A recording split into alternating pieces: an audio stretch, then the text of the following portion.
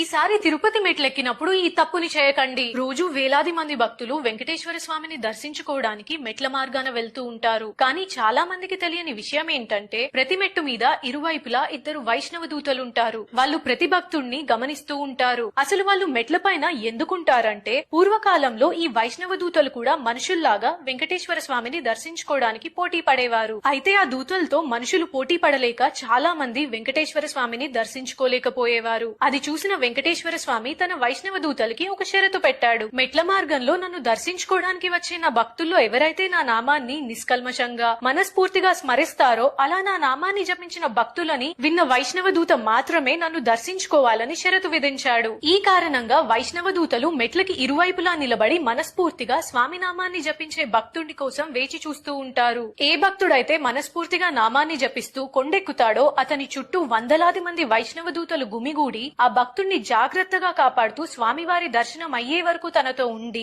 ఆ భక్తుడికి ఎటువంటి ఆటంకం రాకుండా చూసి అతను కొండ దిగాక అంతా మంచి జరగాలని దీవించి మళ్లీ తొందరలో వచ్చి స్వామివారిని దర్శించుకోవాలని కోరుకొని ఇటువంటి భక్తులు రోజులో ఎంతమంది దర్శించుకుంటారో ప్రతిరోజు రాత్రి స్వామివారికి లెక్క చెప్తారట. అందుకే ఈసారి మీరు తిరుపతి వెళ్ళినప్పుడు మనస్ఫూర్తిగా స్వామివారి నామాన్ని జపించండి. Download ShareChat.